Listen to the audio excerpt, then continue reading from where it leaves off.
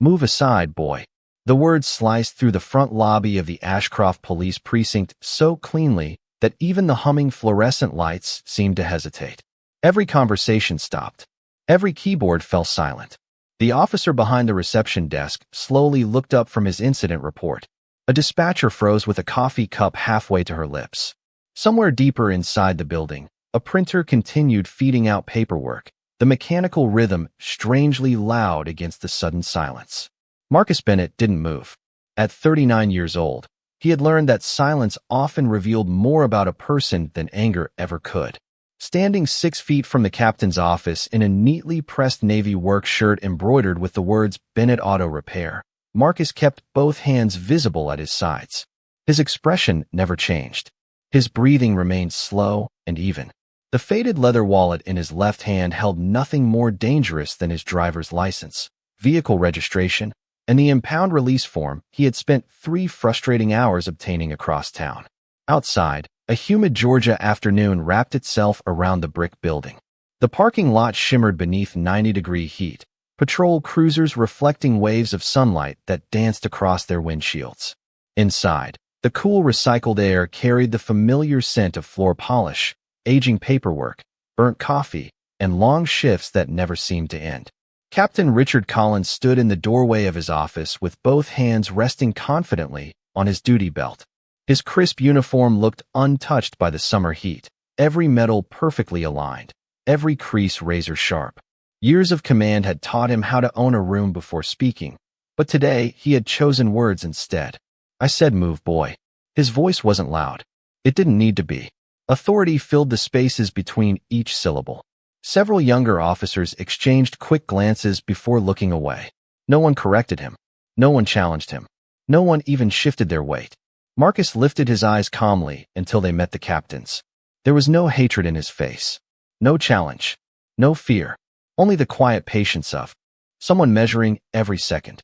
"Captain," Marcus replied, his voice steady enough to almost disappear beneath the ceiling vents. "I'm only here to retrieve my truck." Collins let out a dry laugh that earned forced smiles from 2 officers standing nearby. "Then you'll wait until I decide you're done wasting my department's time." Marcus gave a small nod as though acknowledging directions from a customer rather than an insult from a public official. Across the room, Officer Emily Harper lowered her eyes to the stack of paperwork on her desk, though she wasn't reading a single word. Something about the exchange tightened her shoulders. She had joined the department barely 18 months earlier, still believing professionalism was measured by restraint instead of intimidation. Yet no one spoke. No one ever did when Collins was involved. Marcus slowly folded the impound document once and slipped it back into his wallet. The motion was deliberate, almost careful enough to be ceremonial. Sunlight streamed through the front windows, stretching long golden rectangles across the polished tile floor until they reached the toes of his worn work boots. Dust drifted lazily through the beams, floating as though time itself had slowed inside the lobby. Somewhere beyond the building, distant thunder rolled across the late afternoon sky. Collins watched Marcus with growing irritation. Most people argued. Some shouted. Others stormed out threatening lawsuits they never filed. This man simply stood there, impossibly composed, as if the captain's words carried no weight at all. That calm unsettled him far more than defiance would have. Neither man noticed the small security camera mounted high above the entrance quietly recording every second. Its tiny green indicator light blinked once, then again, capturing every word that had just echoed through the precinct. Marcus Bennett had never imagined that the longest drive of his life would end inside a police station lobby. Before sunrise that morning, he had unlocked the faded blue doors of Bennett Auto Repair on the east side of Ashcroft, just as he had done almost every weekday for the past 11 years. The familiar scent of motor oil, fresh rubber, and old pine shelves greeted him like old friends. A country station played softly from a dusty radio balanced above the tool cabinet, while the first rays of morning sunlight slipped through the garage windows, turning floating dust into ribbons of gold. Customers trusted Marcus because he never charged for repairs they did not need. If a brake pad could safely last another 5,000 miles, he would say so. If a teenager could not afford a battery, he quietly worked out a payment plan without mentioning it to anyone. In a town where reputations often spread faster than facts, people described Marcus with the same words again and again. Honest, patient, reliable. Those qualities had been earned long before he ever opened his own shop. After graduating from high school, Marcus had served 8 years in the United States Marine Corps. The discipline stayed with him long after he folded away his uniform for the last time. Every morning still began before 6 o'clock. Every tool returned to the exact place where it belonged. Every promise to a customer was kept, even when it cost him money. His father had once told him that a man's character was measured by what he did when nobody was watching. Marcus believed those words enough to build his entire life around them. 3 days earlier, one of his customers had borrowed a pickup truck while waiting for repairs on her own vehicle. A paperwork error during a traffic stop had caused that truck to be listed under an outdated registration record, and before anyone realized the mistake, it had been impounded. Marcus spent 2 full days filling out forms, calling insurance offices, and visiting government buildings simply to prove ownership of property that had never been in dispute. Every document had finally led him to this station, where he expected nothing more complicated than signing his name and driving back to work. Instead, he found himself standing beneath cold fluorescent lights while strangers silently judged him before learning the first thing about him. Across the lobby, Officer Emily Harper could not stop thinking about the look on Marcus's face. There was no resentment. No bitterness. Just an unusual calm that did not seem natural after what had been said to him. She quietly opened the impound file on her computer, expecting another routine report. The screen displayed basic registration information, insurance verification, military veteran status, and several letters from local charities thanking Marcus for donating repair work to struggling families. One note described how he had spent an entire weekend restoring a disabled veteran's wheelchair van without accepting a single dollar. Emily read the paragraph twice before closing the file as footsteps echoed from the hallway. Captain Collins emerged carrying a clipboard, barely glancing toward the reception area. He had no interest in reading character references or community awards. To him, uniforms commanded respect, while ordinary work shirts did not. Marcus remained exactly where he had been asked to stand, saying nothing, watching afternoon sunlight slowly shift across the polished floor. Outside, dark clouds continued gathering over Ashcroft, covering the bright blue sky one layer at a time. The heavy air carried the quiet promise of an approaching storm. Inside the precinct, another kind of pressure settled into the building. It was invisible, impossible to measure, yet almost everyone could feel it. Only Marcus seemed completely at peace, as though he already understood that some storms arrived not to destroy the truth, but to uncover it. Captain Richard Collins had worn the badge for nearly 28 years, and somewhere along the way he had stopped seeing it as a symbol of public service. To him, it had become something closer to ownership.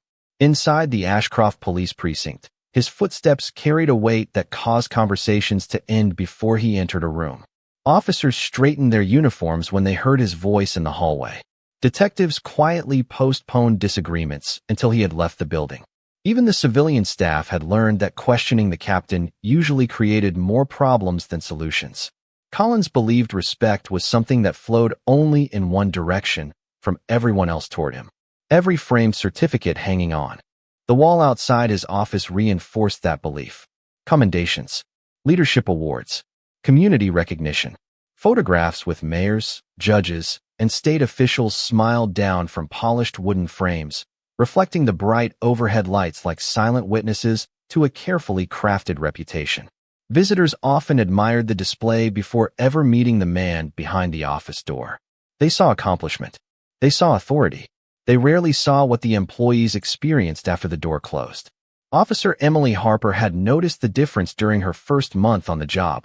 Public meetings always revealed a calm, polished captain who spoke about integrity, accountability, and community partnerships. Private conversations often carried a colder edge. Younger officers who asked too many questions found themselves assigned undesirable shifts. Civilian complaints that reflected poorly on department leadership seemed to disappear into filing cabinets without explanation. Patrol reports occasionally returned with handwritten corrections that no one remembered making. None of those moments seemed dramatic on their own. Together, they formed a pattern that lingered quietly beneath the surface of the precinct like cracks hidden beneath fresh paint. Emily had once mentioned the unusual paperwork revisions to Sergeant Daniel Brooks during a late evening shift. The older officer had paused before answering, stirring powdered creamer into stale coffee without looking up. "Some things around here are easier if you stop asking why," he had said softly. "Do your work. Go home. That is how most people survive." Those words had stayed with her ever since. Now, standing behind the reception desk, she watched Collins study Marcus Bennett as though patience itself were an act of disrespect. Marcus had not interrupted anyone. He had not raised his voice. He had simply remained calm in a place that seemed uncomfortable with quiet confidence. Collins slowly circled the lobby, clipboard tucked beneath one arm, polished shoes clicking against the tile floor with measured precision. He stopped beside the evidence counter where several sealed boxes waited for processing. His eyes drifted briefly toward the security monitor mounted near dispatch. For camera feeds displayed different corners of the building in grainy black and white. The small screen showing the front lobby flickered for only a moment before returning to normal. Collins barely noticed it. To him, cameras protected the department from false accusations. He never imagined they might someday preserve something else entirely. Outside, the first drops of rain finally struck the parking lot, leaving dark circles across the warm pavement. The scent of wet asphalt drifted inside each time the front door opened. A local pastor stepped through carrying an umbrella, paused after sensing the unusual tension inside the lobby, then quietly approached the reception window without speaking above a whisper. Even ordinary visitors could feel that something was different today. Marcus glanced toward the rain for only a second before returning his attention to the captain. His posture never changed. His breathing remained steady. He looked less like a frustrated customer than a man waiting for a clock to reach an appointed hour. Emily noticed that detail immediately. Most people became impatient after waiting this long. Marcus almost seemed prepared for it. Somewhere in the building, an old wall clock marked another passing minute with a soft metallic click. No one realized that with every quiet second, invisible pieces were moving into place far beyond the walls of the precinct. Rain tapped steadily against the front windows, turning the parking lot beyond the glass into a blur of silver reflections. Inside the precinct, the air felt strangely heavier, as though every breath carried the weight of something waiting to happen. Captain Richard Collins flipped through the paperwork in his clipboard without urgency, allowing each page to linger beneath his fingertips longer than necessary. Marcus Bennett remained where he stood, neither pacing nor complaining. He simply watched the captain with the same quiet attention he gave every difficult engine before deciding which bolt to loosen first. Collins finally stopped turning pages and looked up with a faint smile that never reached his eyes. "You." "No," he said. "People who cooperate usually get out of here a whole lot faster." Marcus answered with the same respectful tone he had maintained since entering the building. "I have cooperated from the moment I arrived, Captain. I only asked for my truck and for the paperwork to be processed according to procedure." The captain let out another short laugh. "Procedure?" he repeated. "You think you are going to teach my officers procedure?" Several deputies standing nearby smiled politely, although the expressions disappeared almost as quickly as they had appeared. Officer Emily Harper noticed that none of them looked comfortable. They laughed because silence carried consequences. Marcus lowered his eyes briefly toward the reception counter where his documents still rested untouched. "No, sir," he replied calmly. "I simply believe records should remain accurate." Those words caused the captain to pause for less than a second. It was almost impossible to notice unless someone had been watching carefully. Emily noticed. Sergeant Daniel Brooks noticed, as well from the hallway near the report room. Collins slowly placed the clipboard on the counter. "Are you suggesting this department does not keep accurate records?" Marcus answered without hesitation. "I am saying that accurate records protect everyone, citizens and officers alike." His voice carried no accusation. It sounded more like a simple observation than an argument. The silence that followed stretched across the lobby like a taut wire. Rain continued striking the windows in soft rhythmic waves. Somewhere overhead, the heating system clicked before settling into another steady hum. Collins folded his arms. "Interesting answer." Marcus nodded once. "Truth usually is." Emily felt her pulse quicken. She had expected frustration or anger. Instead, Marcus spoke with remarkable restraint, choosing each word as carefully as someone placing fragile glass on a shelf. Collins stepped closer until only a few feet separated them. You seem unusually confident for somebody waiting on an impound release. Marcus met his eyes without raising his chin. Confidence has nothing to do with it. I simply believe every public office should operate with transparency. The word lingered in the room longer than anyone expected. Transparency. Emily glanced toward the evidence room door. Sergeant Brooks shifted his weight almost imperceptibly before looking away. Collins slowly smiled again, though this smile appeared colder than the first. Big words. Marcus remained composed. Important ones. Outside, thunder rolled across the gray afternoon sky, deeper now, closer than before. The lights inside the lobby flickered once before stabilizing. Nobody spoke during the brief moment of darkness. Collins finally reached toward the stack of paperwork and casually slid Marcus's release form beneath several unrelated files. The movement looked almost accidental. Looks like you are going to be waiting a little longer. Marcus watched the document disappear without protest. If that is your decision, I will wait. His answer seemed to irritate the captain even more than open disagreement would have. Collins had spent years reading people, predicting when they would lose patience, when their emotions would overcome their judgment. Marcus refused to follow that pattern. Every minute he remained calm made the captain increasingly restless. Above the reception area, the tiny green light on the security camera blinked once again, faithfully recording every exchange. Neither Collins nor anyone else paid it any attention. Marcus did, only for the briefest moment. His eyes lifted toward the ceiling before returning to the captain. The movement was subtle enough that no one in the room appeared to notice, except Officer Emily Harper, who quietly realized that Marcus had not looked at the camera by accident. Captain Richard Collins rested both hands on the reception counter and studied Marcus Bennett with growing frustration. The lobby had become too quiet, and he disliked quiet when he was the one in control. It gave people too much time to think. Rainwater streamed down the tall front windows in slow, uneven lines, blurring the flashing reflections of patrol cars parked outside. Somewhere above the ceiling tiles, the ventilation system released a low, steady hum that sounded almost like distant static. Collins finally broke the silence. "Hand me your phone." Marcus looked at him without surprise. "May I ask why, Captain?" "Because I said so." The answer came immediately, clipped and absolute. Marcus reached into his pocket with slow, deliberate movements and placed his phone on the polished counter. "Thank you," he said quietly. Collins frowned. Most people argued before surrendering something personal. Marcus simply complied. The captain picked up the device, turned it over once in his hand, then placed it beside the stack of paperwork without bothering to examine it. "You will get it back when I decide this conversation is over." Marcus nodded once. "Understood." Officer Emily Harper watched the exchange with growing unease. Nothing about the interaction justified holding someone's property, yet no one challenged the order. Sergeant Daniel Brooks remained near the hallway entrance, his weathered face unreadable. Though his fingers tightened slightly around the coffee cup, he no longer seemed interested in drinking.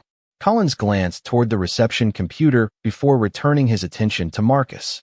"You seem unusually comfortable standing here." Marcus answered calmly. "Waiting is part of life. Not everyone waits this patiently. Some things are worth waiting for."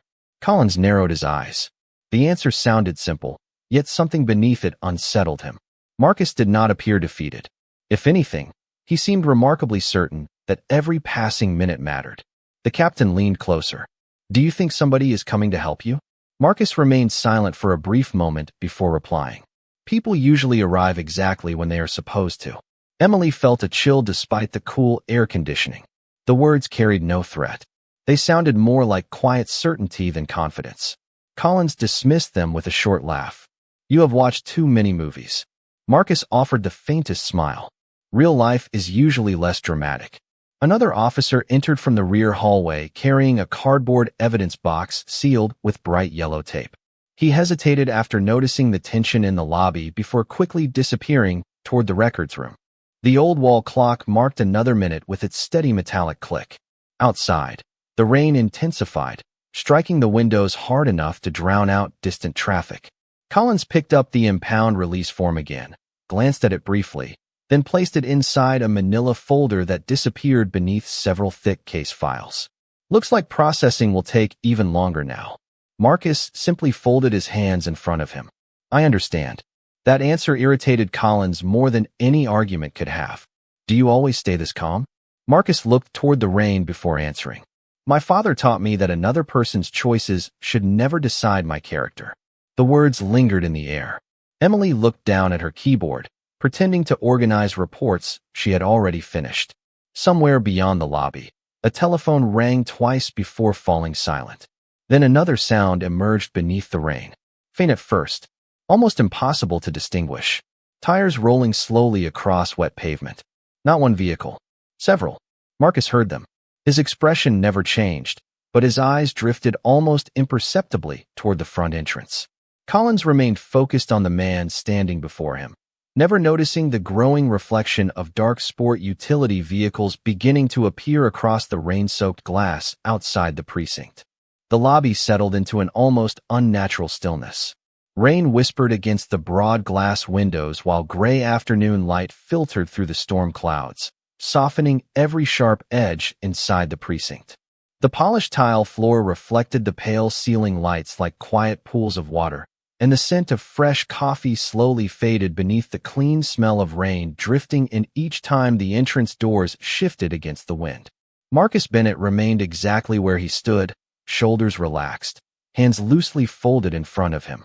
Without his phone, without his paperwork, and without any indication of when he would finally leave, he looked less like a frustrated customer than a man who had already accepted that some moments could not be hurried.